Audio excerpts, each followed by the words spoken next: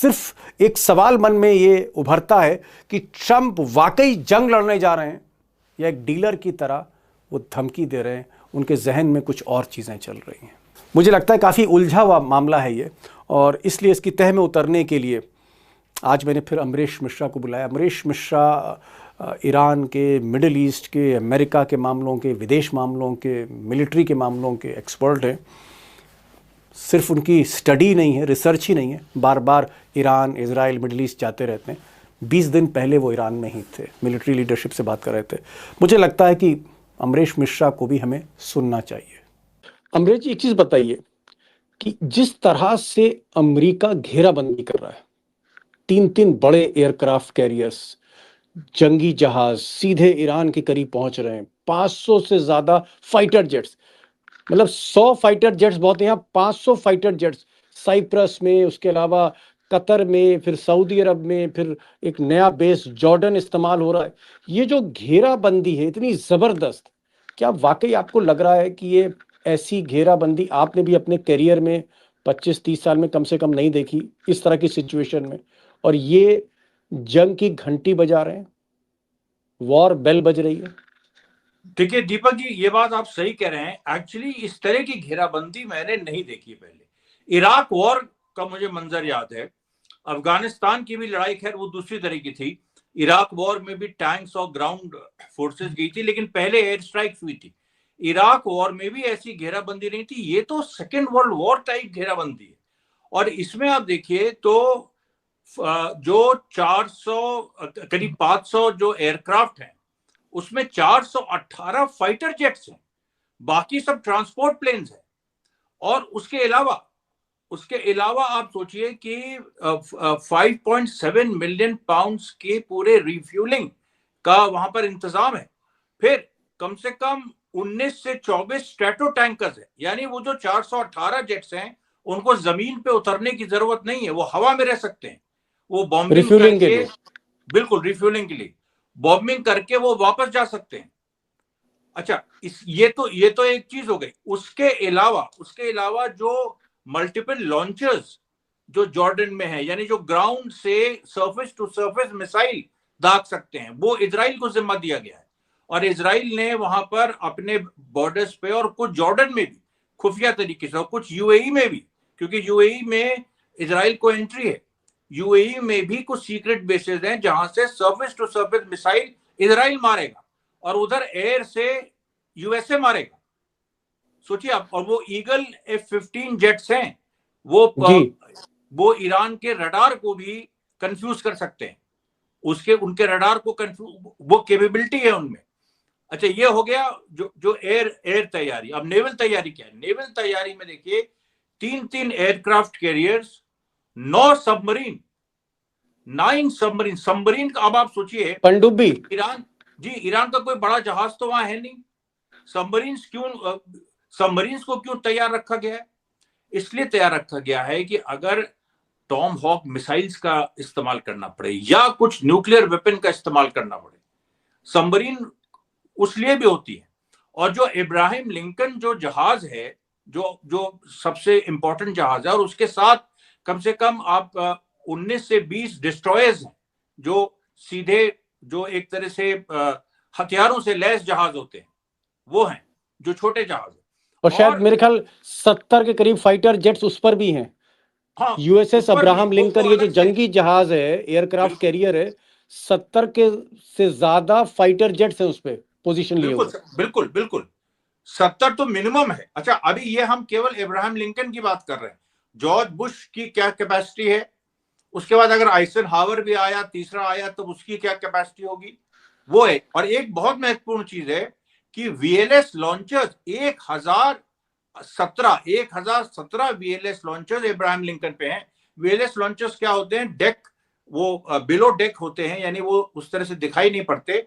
और आपने शायद फिल्मों में देखा होगा, जो शिप से एक के बाद एक मिसाइल छोड़ते हैं लगातार, वो पूरा रोटेट। क्या आपको लगता है ये जो मूवमेंट हो रहा है, चलिए समंदर की तो अपनी बात हो गई, आसमान में ये जो मूवमेंट है चारों तरफ, कि इधर से कोई फाइटर जेट उधर उतर रहा है, फिर किसी बेस से फाइटर जेट उड़ के किसी और बेस पर उतर रहा है। ये जो फाइटर जेट्स का मूवमेंट है, क्या आपको लगता है इसी वजह से ज़्यादातर फ्लाइट्स जो यूरोप से आ रही हैं दुबई की तरफ या मिडिल ईस्ट की तरफ, ज़्यादातर फ्लाइट्स कैंसिल हो रही हैं और वहाँ भी बिल्कुल घबराहट है? बिल्कुल 100%। देखिए, British Airways, Lufthansa, air KLM। France, KLM, ये चारों जो हैं इजराइल से इन्होंने अपनी फ्लाइट्स कैंसिल कर दी हैं। इजराइल अच्छा, इजराइल मतलब ईरान का एयर स्पेस तो ईरान के अधिकार में है कि वो जिस तरह से अपना एयर स्पेस यूज जी। करे, क्लोज करे, ओपन करे। अभी उसके बारे में कुछ दिन पहले क्लोज था, अभी क्या लेटेस्ट स्थिति है वो अभी नहीं पता। लेकिन इजराइल का तो एयर स्पेस खुला है ना, वहां से प्लेन वापस जा रहे हैं, और वो भी यूरोपियन कंट्रीज के प्लेन। मेरे तो ख्याल इसका ये वो देश हैं जिन्होंने ईरान को अपोज किया है, जो ईरान में कार्रवाई चाहते हैं, जैसे ब्रिटेन हो गया, जर्मनी हो गया, नीदरलैंड हो गया। वही जहाज मेरे ख्याल उन्होंने फ्लाइट्स अपनी कैंसिल करी है। बिल्कुल।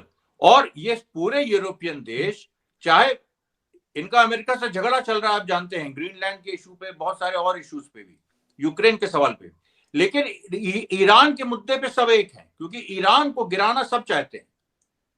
ये देखिए इंडिकेशन है कि ये जो यूरोपियन कंट्रीज हैं, they are hand in league with the US on the issue of Iran. ठीक है, ठीक है अमरीश जी, आपने कहा कि बहुत ज़बरदस्त घेराबंदी है, समंदर में, आसमान में, फाइटर जेट्स की, वॉरशिप्स की, पनडुब्बियां भी हैं, एयरक्राफ्ट कैरियर भी हैं, मतलब एक जैसे कोई तीसरा विश्व युद्ध होने जा रहा उस तरह की तैयारी ट्रंप ने की है। लेकिन आज जो सबसे बड़ी हेडलाइन है इस वक्त, जो सबसे बड़ी खबर है, वो ईरान के आर्मी चीफ ने कहा है कि अगर ये जो जहाज़ी बेड़ा है, ये जो जंगी जहाज़ है USS अब्राहम लिंकन, अगर ये ईरान की तरफ आता है और नजरें दिखाता है या हमारी तरफ जरा सी हमें आहट भी लगती है, तो हम इस जहाज को, इस सबसे खौफनाक जहाज को दुनिया के, हम एक मिसाइल में गिरा भी सकते हैं। देखिए, इस ये खबर तो में कितना दम है? इस खबर में दम इसलिए है, इसमें दो कारण है। देखिए, एक तो ईरान के पास जो अपनी मिसाइल्स हैं, जिनकी 15,000 किलोमीटर पर आवर की रेंज है। हम कह रहे हैं 15,000 की जरूरत भी नहीं है, 5,000 किलोमीटर पर आवर की रेंज है, और उसके साथ हदीद 110 जो केवल 500 किलोमीटर की रेंज का है, लेकिन इतना घातक है, और वो एक साथ 10 छोड़ते हैं। तो वो अगर इब्राहिम लिंकन पे आ गया तो इब्राहिम लिंकन उसको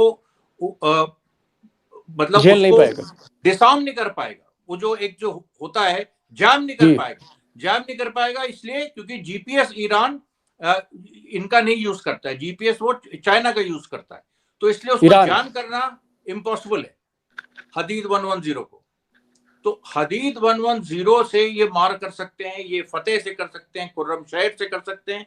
और सबसे बड़ी बात दीपक जी, जो जारगोज माउंटेन्स है, जो जारगोज पहाड़ियां हैं ईरान की, उनपे उनकी मिसाइल्स लगी हैं। आपको याद होगा कारगिल युद्ध था जिसमें हमारी तोपें नीचे थी, लेकिन पाकिस्तानी घुसपैठिए वो क्लिफ पे बैठे थे। अब आप सोचिए, अगर वो तोपें बोफोर्स की वो क्लिफ पे होती तो क्या होता।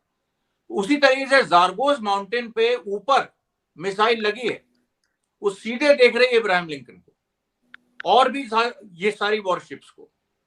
और मुझे बड़ा ताज्जुब है कि अमेरिका इतना सब एडवांस टेक्नोलॉजी पढ़े सब कुछ, लेकिन वो ये नहीं देख पा रहा है कि वो सीधे सिटिंग डक है, वो सीधे लाइन ऑफ फायर में है।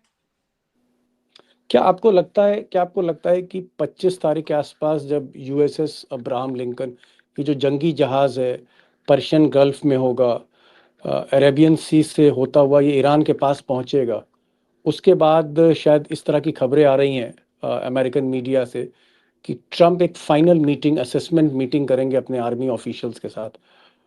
क्या 25 तारीख के बाद, 26 तारीख के बाद आपको लगता है कि कोई डिसीजन ट्रंप लेंगे कि स्ट्राइक करनी है, नहीं करनी है, या फिर कोई टर्म्स एंड कंडीशन लाएंगे, कोई तोल मोल होगा, क्योंकि वैसे भी वो डीलर है, तो कोई डील करेंगे कुछ? मतलब एकदम से जंग तो स्टार्ट हो नहीं सकती, कोई ना कोई डील तो करनी पड़ेगी। कुछ तो बोलना पड़ेगा कि भाई, या तो ये जो 5,000 6,000 लोग मर गए, इसके जिम्मेदार खामनाई हैं और खामनाई गद्दी छोड़ें। कोई बहाना तो चाहिए आपको जस्टिफाई करने के लिए दुनिया की नजरों में कि आप हमला क्यों कर रहे हैं।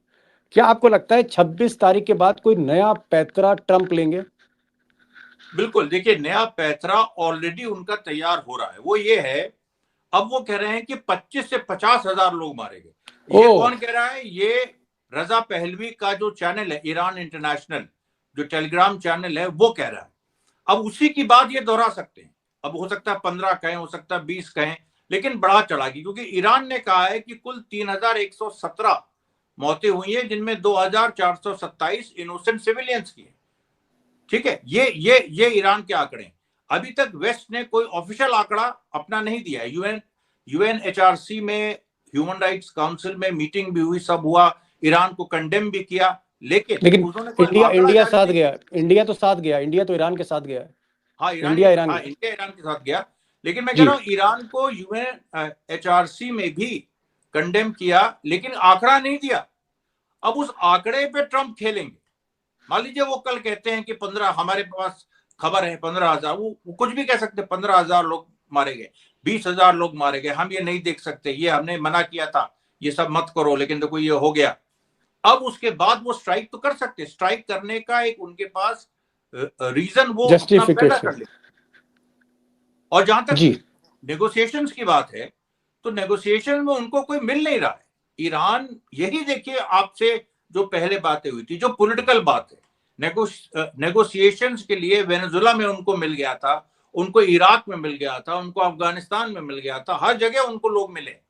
लेकिन मैं फिर कह रहा हूं, जो बात कही थी कि ये जो मुस्लिम आइडियोलॉजी है, जो करबला की आइडियोलॉजी है, इसमें कोई ये दीन धर्म की बात आ जाती है, ये दीन धर्म की बात आ जाती है। इसमें कोई कहीं भी ये नहीं कह सकता है कि हम इसके साथ नहीं है, या हम जो धर्म गुरु हैं, राजनीतिक गुरु हैं, उनके खिलाफ है।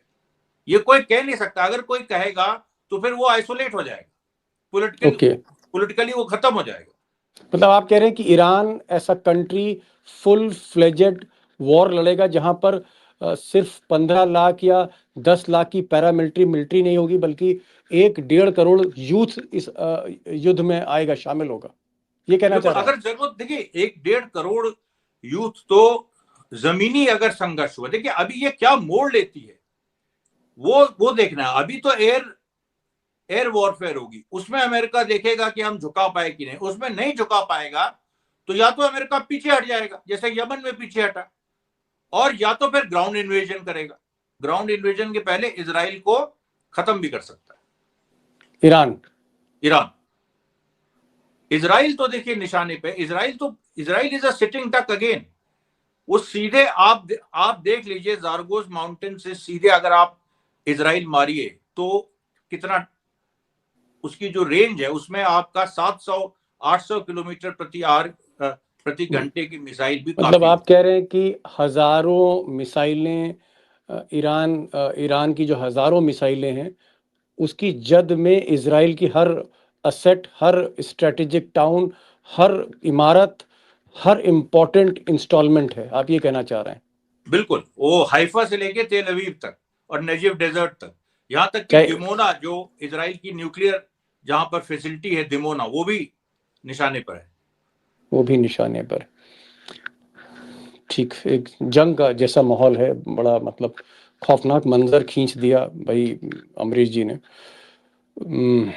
ये बताइए कि क्या ऐसा हो सकता है, अमरीश जी, आपने तो बड़ा दिल दहलाने वाली बातें कर दी सब बता के, क्या ऐसा कुछ हो सकता है, क्योंकि मैं तो युद्ध के खिलाफ ही रहता हूँ हमेशा, इस युद्ध को क्या टाला जा सकता है? मान लीजिए भाई सऊदी अरब है, कतर है, या फिर ओमान है, या फिर कुवैत है, इस तरह के जो मुल्क हैं जहाँ पर जो इस्लामिक स्टेट्स हैं और पावरफुल हैं, अमेरिका के अच्छे दोस्त हैं, अगर ये बादशाह यहाँ, इन मुल्कों के बादशाह, खासकर सऊदी अरब के क्राउन प्रिंस, एक बहुत बड़ी शख्सियत हैं मोहम्मद बिन सलमान, अगर क्राउन प्रिंस चाह जाएं सऊदी अरब के, या फिर कतर चाह जाएं, अल थानी फैमिली जो है, क्या इस जंग को रोक सकते हैं? कुछ प्रेशर डाल के ट्रंप की, भाई मत करिए, ये कत्लो गारत मत करिए, आप खून की नदियां मत बहाइए इस तरह से, क्योंकि जब ये जंग शुरू होगी तो इसकी कोई इंतहा तो है नहीं।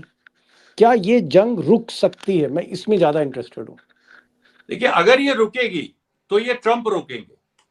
खुद उनका असेसमेंट जब ये होगा कि अमेरिका पहले दौर में ही नहीं जीत पाए, क्योंकि देखिए ट्रंप का माइंडसेट ये है, लंबी जंग वो नहीं चाहते।